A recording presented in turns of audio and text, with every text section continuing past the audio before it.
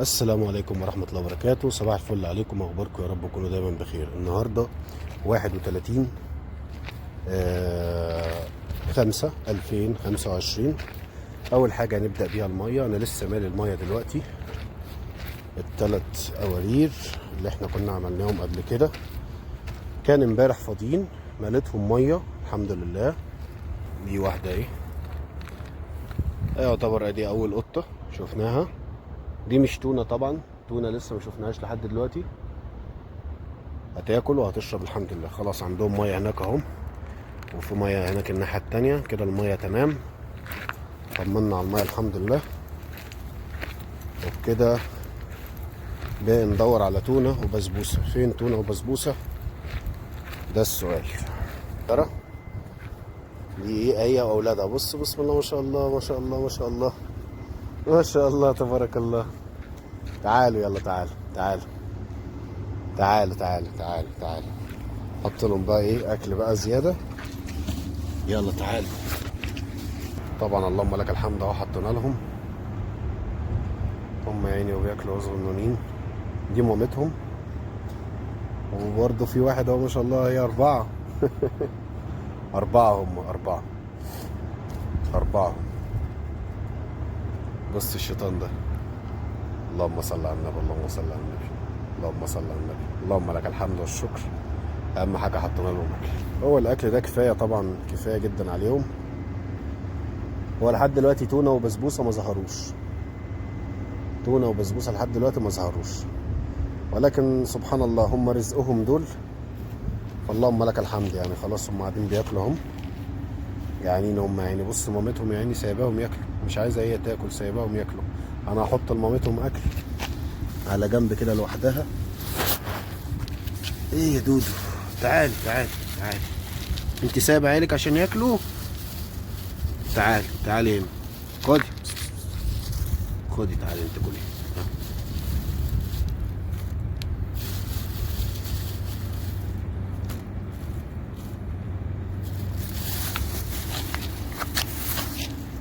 هي يعني مامتهم سابتهم ياكلوا عشان الاكل ما يخلص، ولكن الحمد لله حطينا لهم اكلهم.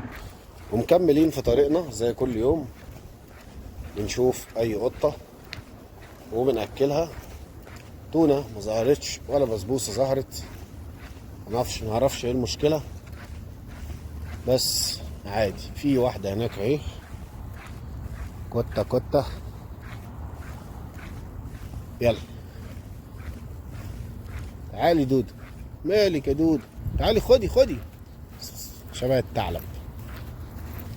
وادي شويه اكل، والقطه تحت العربيه بس هي خايفه. نكمل احنا في طريقنا. طبعا حابب اشكركم على الدعم اللي انتوا بتدعموه لي. حابب اشكركم على الكومنت بتاعكم الجميل، اللي بيدي بصراحة الواحد دفعة،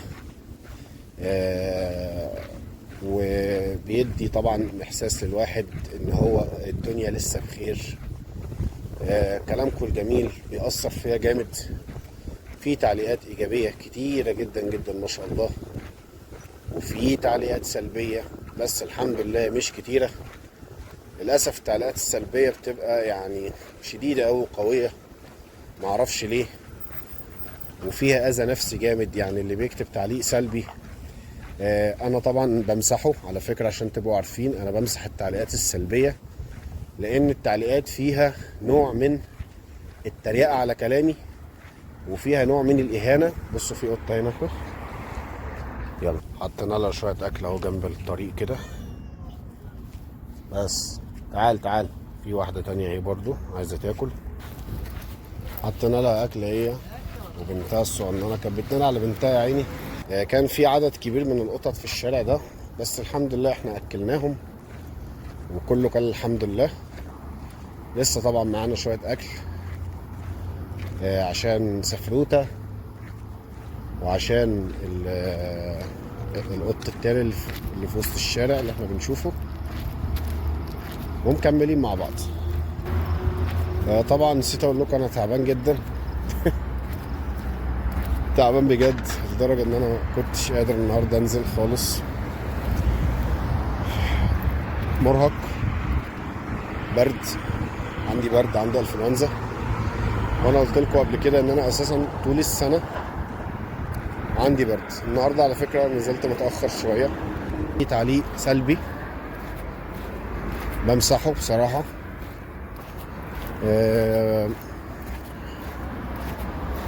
لان التعليق للاسف فيه اهانة. التعليق للاسف مش كويس، في اهانة للكلام اللي انا بقوله، في تريقة على الكلام اللي انا بقوله، وفي نفس الوقت برضو في ناس يعني هم سعوديين، يعني هم باين من كلامهم ان هم سعوديين، ومع ذلك بينتقد الكلام اللي انا بقوله. بستغرب يعني اللي هو بيقول لي، اللي هو بالبلدي كده بالمصري عندنا، بيقول لي يعني انت ايه اللي انت بتقوله ده؟ انت كل كلامك غلط، كل ده ما بيحصلش، كل ده كذب، كل ده على الفاضي كده. اللي هو ده التعريف بتاعه، وسعودي والله باين من كلامه قوي يعني. فانا بستغرب يعني بصراحة. يعني انت النظام متطبق على الناس ومش متطبق عليك انت؟ يعني انت مثلا انت كسعودي، كمواطن سعودي، الناس التانية واخدة، المواطنين التانيين واخدين حقهم، وانت الوحيد اللي مش واخد حقك. فطبعا يا جماعة زي ما احنا عارفين دي حاجة معروفة. كل بلد، يعني مش كل الناس يا جماعة بتحب بلدها على فكرة. يعني اوعوا تفتكروا ان كل المواطنين اللي عايشين في كل بلد فبيحبوا بلده. لا، في ناس يعني ايطاليين مثلا ما بيحبوش بلدهم كده، بينتقد الحكومة وينتقد النظام وينتقد الدنيا، ومش عاجبه حاجة في الدنيا، مش عاجبه اي حاجة في حياته. هو كده، هو طبعه كده وطريقته كده. وفي طبعا اغلبية الناس بتحب بلدها جدا. نفس الكلام يا جماعة اللي في ايطاليا، في مصر، في السعودية، في الامارات. كل بلد يا جماعة ليها شعبها بنسبة، طلع من 1000 واحد، خدوا بالكم، طلع من 1000 واحد مثلا لو هنقول سعودي، طلع من 1000 واحد سعودي، طلع 2 3 بيكرهوا بلدهم. بجد بيكرهوا بلدهم، دي حقيقة. وأنا يعني أأكدها، لأن أنا التعليقات واضحة. أنا مسحت التعليقات يا جماعة. في تعليقات بجد كانت اللي هو بتنتقد الكلام بتاعي، اللي هو بالبلدي كده، أنت عايز تقول إيه يعني؟ اللي هو بيقول لي انت بتقول ايه؟ كل كلامك ده كذب، وكل ده ما بيحصلش، كله ده على الفاضي. انتوا فاهمين ازاي؟ هو بينتقد كده بالشكل ده، اللي هو عايز يقول لي كده يعني. فطبعا انا بستغرب يعني هو ليه بيعمل كده او ليه بيقول كده. يعني انت مثلا السعوديين كلهم واخدين حقهم، وانت حضرتك مش واخد حقك مثلا؟ يعني انت مش انت الوحيد اللي في الدنيا مش واخد حقك يعني؟ فانت ليه تنتقد كلامي؟ ليه تقول ان كلامي غلط؟ ليه تقول ان ده ما بيحصلش؟ ليه الكلام ده؟ فطبعا ده واحد كاره لبلده، ده اكيد 100%. هو واحد كاره لبلده، كاره لنظام بلده، ما بيحبش بلده، ما عندوش حب ولا وطنية لبلده. مع ان هو يعني معلش، يعني انا كمصري بقول له يا اللي بتعلق انت وشايف ان انا كلامي غلط، عايز اقول لك يعني نفسي تبقى مصري، نفسي تبقى مصري وتعيش في مصر لمدة سنة وترجع تقول لي ايه رأيك. والله العظيم كده واضحة كده، اللي هو بص كده صريحة، انا بقولها صريحة. انتوا عارفين يا جماعة انا لا بخاف من حد ولا بيهمني حد. انتوا متعودين، وانا قلت الكلمة دي مليار مرة في الفيديوهات، انا لا بخاف من حد ولا بيهمني حد. كلمة الحق بقولها لو على رقبتي. ف بقول للشخص اللي بيعلق تعليق سلبي ده واللي مش عاجبه حد، انزل عيش في مصر كده، خليك مصر كده لمدة سنة، وانزل عيش في مصر وقول لي ايه رأيك، وريني بقى هتعمل ايه. اللي هو كده. فدي طبيعة بشرية عمرها ما هتتغير، وهو دي طبيعة الناس للأسف يعني. أسف، الله المستعان على كل شيء. كل واحد زي ما انتوا عارفين له طبيعة بشرية، وكل واحد وله تربيته، كل واحد وله أخلاقه، وكل واحد حر في اللي بيعمله. بس ولكن يعني كلمة ان انا بقول له خليك مصري لمدة سنة، انا مش قصدي ان انا هين كبلد، لا طبعا دي في الاول وفي الاخر بلدي، ما اقدرش طبعا ان انا اغلط فيها، ولكن انا قصدي انزل شوف النظام، انزل شوف النظام عامل ازاي. انا كمواطن مصري بعلنها، انا عمري ما خدت حقي في بلدي. يعني انا كل حاجة في حياتي كانت بالفلوس، كل شيء في حياتي كان بالفلوس. في مصر اتعلمت بفلوس، كلت بفلوس، شربت بفلوس، كل حاجة كانت بالفلوس. اتعلمت ودخلت مدارس وكلت وشربت، كله بالفلوس. عمر ما الحكومة دعمتني بأي حاجة. فين الدعم اللي أنا خدته في حياتي؟ فين الوظيفة اللي أنا خدتها بعد ما اتخرجت من الجامعة بتاعتي مثلا؟ فين أحقيتي في البلد؟ فين التأمين الصحي بتاعي؟ فين المعونات اللي كنت باخدها من الدولة مثلا لحد ما يتم السن القانوني بتاعي؟ اهلي اللهم لك الحمد، ربنا كان معاهم وقدرهم ان هم يصرفوا عليا لحد لما كبرت الحمد لله، وبقيت واقف بتكلم معاك اهو. بس ده كل الموضوع. فالموضوع وما فيه ان يا جماعة حبوا بلدكم، قدروا النعمة اللي انتوا فيها. انا كلامي للناس اللي هنا، وطبعا مش كلهم، انا بتكلم عن فئة معينة هم عارفين. ومع ذلك اللهم لك الحمد،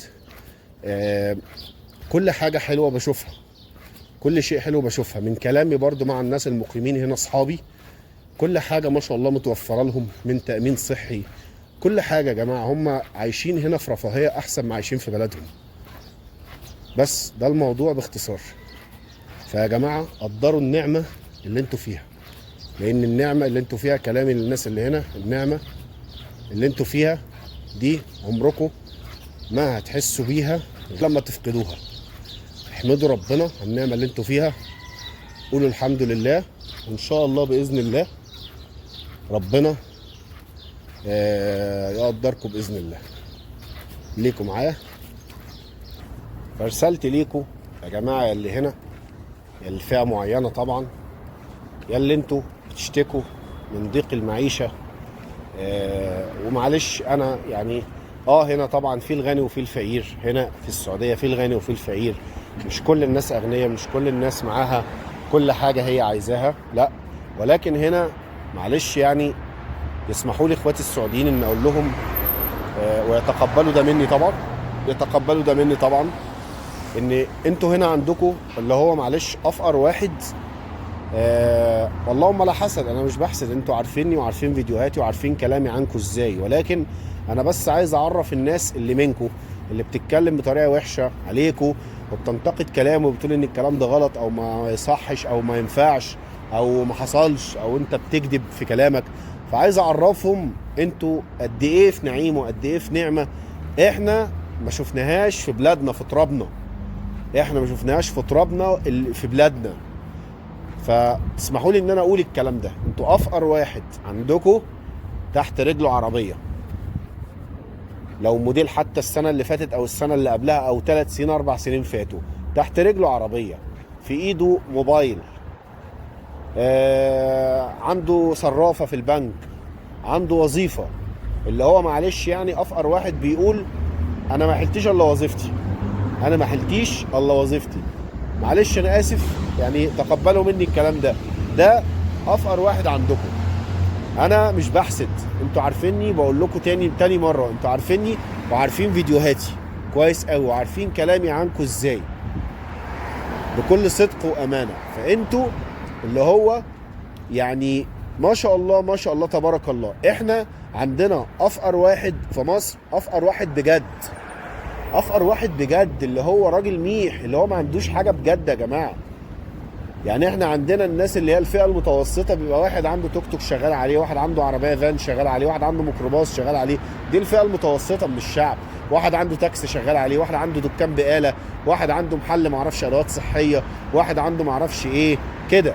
دي الفئه المتوسطه. الفئه الغنيه انتوا عارفينها وعارفين وضعها ايه في مصر. تمام. تعالى هنا معلش، هنا افقر واحد بيقول لك انا ما حلتش الا وظيفتي، اللي هو معلش يا جماعه عايش عيشه كريمه. فما تجيش انت تيجي تقول لي في التعليقات الكلام ده غلط. لا، انت اللي مليون غلط، انت اللي مليار غلط. مين اللي غلط؟ انت عايز تعرفني ان انت كمواطن سعودي مش واخد حقك؟ مين اللي قال الكلام ده؟ انت كده انا اسف، انت راجل كذاب. انت راجل كذاب. انت واخد في حق، انت واخد حقك في بلدك تالت ومتلت. لما تيجي دلوقتي تطلع في اي محل في اي مكان في السعوديه كالسعودي تسال على شغل او تسال على وظيفه، من اول مكان هتخش فيه هيقول لك يا مرحب بيك. معلش يعني انا كنت هنا في السعوديه من 2016. قعدت 2016 و17 و18 و19. بدات حاجه عندكم يا جماعه هنا اسمها السعوده، وانتوا عارفين الكلام ده كويس. بدات في مهن تتسعود في السعوديه، وبدات في شركات تسعود في السعوديه. تمام. فبسم الله ما شاء الله، انتوا نسبة الأجانب عندكم هنا منخفضة بعد ما كانت عالية زمان. معنى ذلك إن في نسبة كبيرة من الأجانب مشوا عشان يوفر لكم وظيفة. ودي طبعا رؤية الأمير محمد بن سلمان الله يحفظه يا رب، هو ووالده الملك سلمان بن عبد العزيز آل سعود. ربنا يحفظهم يا رب لبلدهم، وربنا يخليهم لبلدهم يا رب، وينعم عليهم بالخير يا رب دايما. ولكن يا جماعة لازم تنتبهوا، انتوا في نعمة انتوا مش مقدرينها. انتوا في نعمه يا جماعه مش مقدرينها. شوف البلاد اللي حواليكم عايشه ازاي. شوفوا. فيا جماعه قدروا النعمه اللي معاكم، قدروا النعمه. ما تتبطروش على النعمه يا جماعه، ما تتبطروش عليها. اوعوا تتبطروا على النعمه، اوعوا تتبطروا على النعمه. كلامي مش لكل السعوديين، كلامي لفئه معينه من الناس هي عارفه نفسها كويس. قسما بالله العظيم ثلاثه في مصريين في مصر بيسفوا التراب، بيسفوا التراب عشان اخر الشهر 3 4 5000 جنيه، ولا واخد حقه ولا نيله ولا له اي حقوق في اي حاجه. انا بقولها علنا اهو، الشعب المصري كله سامعني. اللي بتاخده من الحكومه اطلع قوله لي في كومنت. اللي بتاخده من الحكومه في مصر اللي ليك حق فيه اطلع قوله لي في كومنت. ما حدش بقى يطلع لي فيلسوف بقى يقول انت ايه ده، انت بتنتقد النظام. نظام مين يا ابو نظام انت؟ نظام مين اللي بنتقده؟ انا عارف انا بقولي كويس قوي، وعارف انا بتكلم فيه كويس قوي. انا لو باخد حقي منك بطلع اقول انا باخد حقي منك، مش باخد حقي منك هطلع اقول ما باخدش حقي منك. لو بطلع باخد حقي منك هطلع اقول انا باخد حقي 1 2 3 4. لو ما باخدش حقي هطلع اقول ما باخدش حقي. انا كمواطن مصري عمري ما خدت حقي في مصر في اي حاجه، كل حياتي كانت بالفلوس في مصر. تطلع الحكومه تقول صرفت عليا في ايه؟ تطلع تقول لي صرفت عليا في ايه؟ تعليم اتعلمت بفلوس، علاج اتعالجت بفلوس. عمري ما دخلت بتأمين صحي تبع الدولة ولا تبع الحكومة، ولا كان ليا تخفيض، ولا كان ليا دعم، ولا كان ليا معونة، ولا كان ليا أي حاجة، ولا كان ليا أي حاجة. أبويا وأمي وأهلي صرفوا عليا من الألف للياء، وربنا قدرني وردت لهم ده وزيادة، وما زلت ربنا يخلي لي امي، والدي توفى. انا بقول الكلمه الصح، بقول الكلمه الصريحه. عاجبك تسمع اهلا وسهلا، مش عاجبك تسمع في 60 داهيه يا عم. انا ما بلونش، انا راجل ما بلونش الحمد لله. لو انا خدت حقي من اي حد، لو انا خدت حقي مثلا من الحكومه المصريه في اي حاجه هطلع اقول انا خدت حقي. حته بقى اطلع اسوق في بلدي وان انا ما بحبش بلدي وان انا مش عارف ايه، انا ماليش في الجو ده. بلدي تراب ارضي انا بحبه، انما انا كحق في البلد انا ما خدتش حقوق في البلد. خدت ايه؟ ايه اللي انا خدته؟ انا مواليد 91، خدت ايه؟ ما افتكرش في يوم من الايام خدت حاجه، اي دعم من الحكومه. ما افتكرش اي حاجه انا من الحاجات دي. انا ما افتكرش اي دعم خدته. السوري لما حصل حرب عنده نزل قعد 2 3 في بلدي، قسما بالله كان عايش ملك الملوك. ايوه صح ولا غلط كلامي؟ يا جماعه مصريين اللي بتسمعوني، صح ولا غلط؟ حد يشاركنا كده في التعليقات دي. السوري لما بيته اتخرب في بلده واتهد فوق دماغه ودماغ اهله وبلده اتدمرت وكان جاي مصر ملط، اللي لحق شويه فلوس من فلوسه شالهم من البنك، ولا كان عنده حتتين ذهب، ولا ايا كان بقى عنده فلوس بره ولا فلوس جوه، ولا اللي كان شايل فلوسه مع اخوه بره سوريا. المهم ان السوريين بعد ما بيوتهم اتخربت في سوريا نزلوا عاشوا في بلدنا 3 4 5 سنين او 6 7 سنين حاجه زي كده. كانوا عايشين ملوك الملوك. كل واحد فيهم كان بينزل يفتح كل مطعم ومطعم. انا كمصري عشت في بلدي كام سنه عمري ما فكرت افتح مطعم زي ده. رحت في مره اخد كارد من البنك الاهلي، قسما بالله عقدوني في عيشتي، خلوني تبت وصليت ان انا اقول كارد تاني.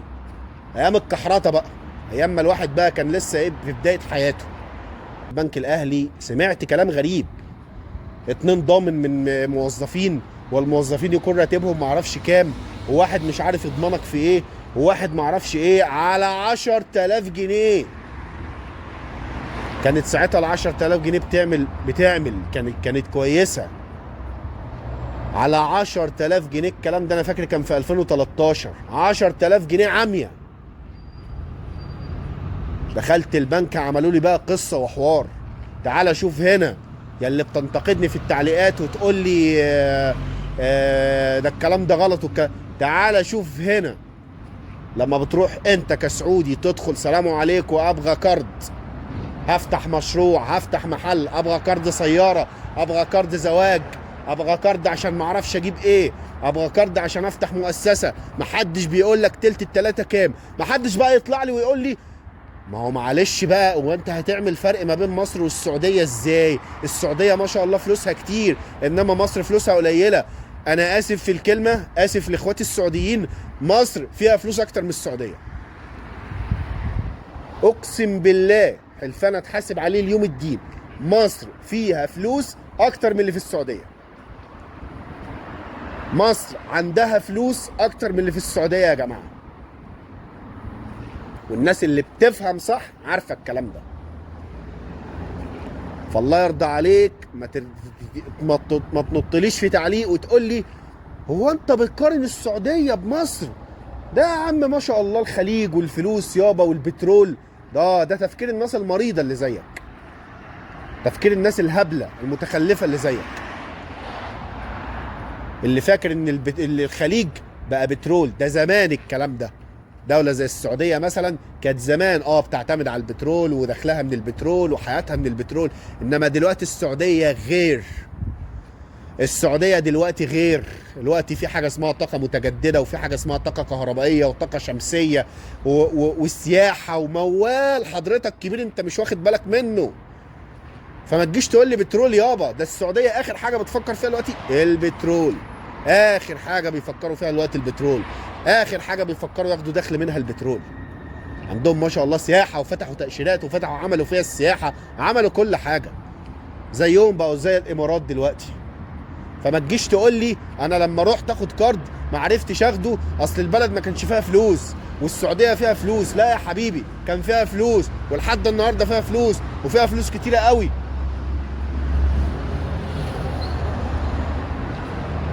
بيحصل الكلام ده ولا ما بيحصلش؟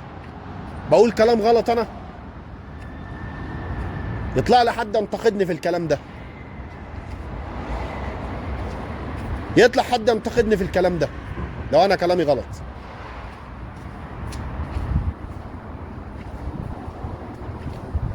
انا مش انا بعاتب بلدي يا جماعه، انا بعاتب بلدي.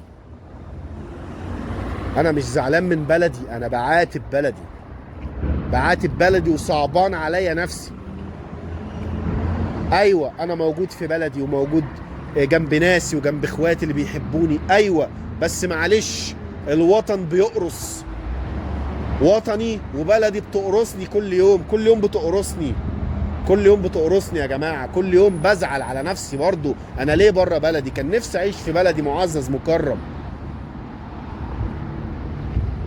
مش كل حاجه رفاهيه، ومش كل حاجه عز، ومش كل حاجه فلوس. في حاجات يا جماعه مأثره علينا. انا كواحد مواطن مصري زعلان اني بره بلدي، وزعلان ان انا بحقق نجاح بره بلدي، زعلان نفسي احقق نجاح في بلدي، مش عارف انزل. انا مش عارف انزل يا جماعه، مش عارف انا خايف انزل، اقسم بالله خايف انزل. مش خايف انزل من كلامي اللي انا بقوله ده، لا انا ما بقولش حاجه غلط. انا لما بنتقد حاجه معينه ليا انا كمواطن، انا ما بنتقدش سياسه الدوله، ولا بنتقد رئيس جمهوريه، ولا بنتقد الكلام ده كله. الكلام ده انا ماليش علاقه بيه، لان الكلام ده فعلا غلط. ما ينفعش انت تطلع بكل سهوله كده تنتقد نظام الدوله ونظام سياسه الدوله، ما ينفعش. انما انا كمواطن مصري بتكلم في حقي، انا بتكلم في حقي.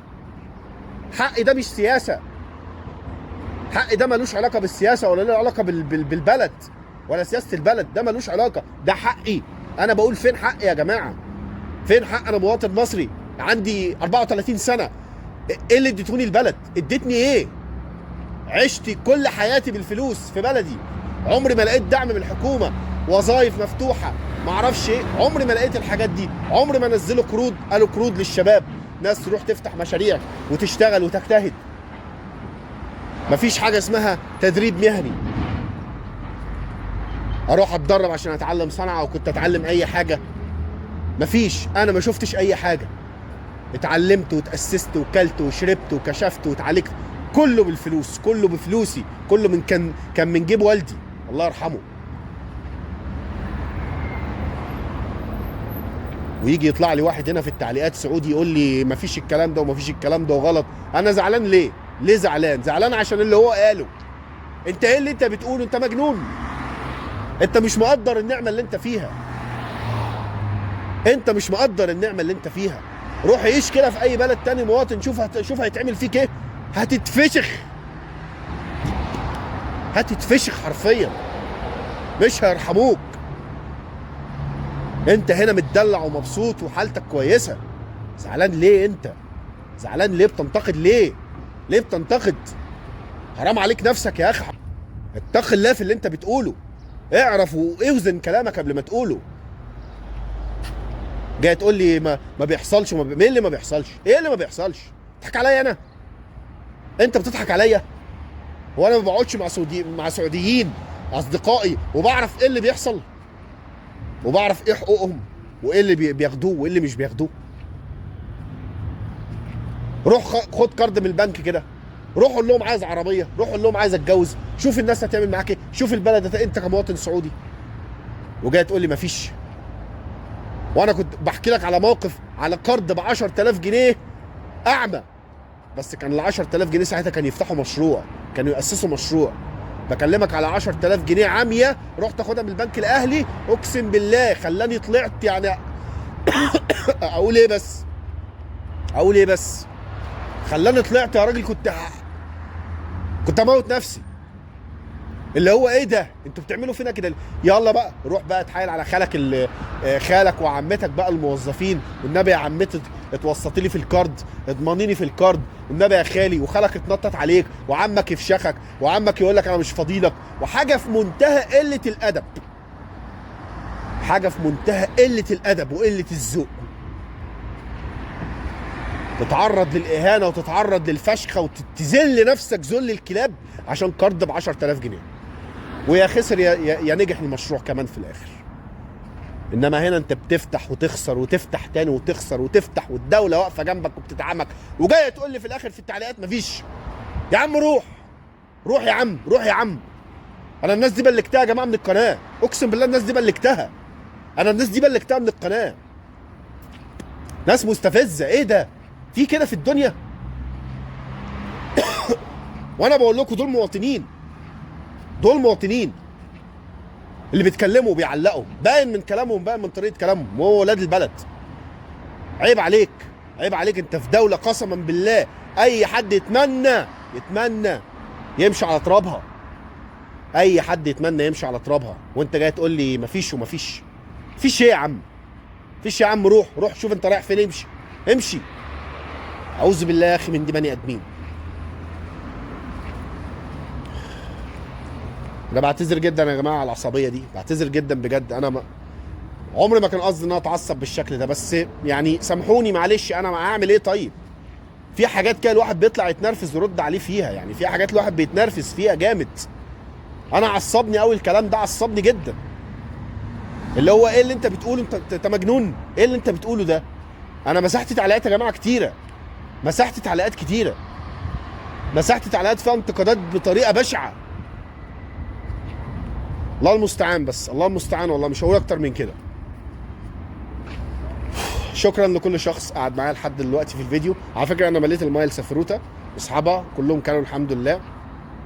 الاكل النهارده كان قليل شويه، ولكن ان شاء الله بكره باذن الله ممكن ازود لهم شويه ان شاء الله باذن الله. النهارده قابلت قطط كتير اكلتها، بس ما كنتش عامل حساب عليها بصراحه، فالاكل كان قليل النهارده شويه. ما اعتقدش ان هم اكلوا وما شبعوش قوي، بس اكيد ربنا يعني ربنا كبير بيبعت لهم حد رحيم زي كده، وفي ناس الحمد لله انا رحيمه كتير تيجي تحط لهم اكل كده. ربنا ما بيسيبش حد يا جماعه، ربنا ما بينساش عباده يعني، ما بينساش خلقه يعني.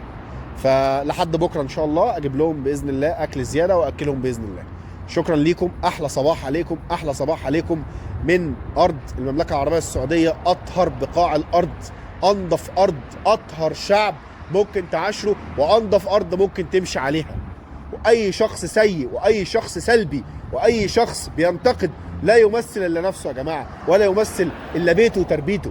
عمره ما بيمثل الارض اللي ماشي عليها، ولا يمثل حتى الشعب اللي هو منه. لان في ناس اوفياء، في ناس طيبين، في ناس كويسين، في ناس محترمه، في ناس بتصون العشره، في ناس كويسه، في ناس كويسه وبتقدر النعمه وبتقول الحمد لله. انما الشخص ده لا يمثل الا نفسه. تحياتي ليكم، السلام عليكم، السلام ورحمه الله وبركاته.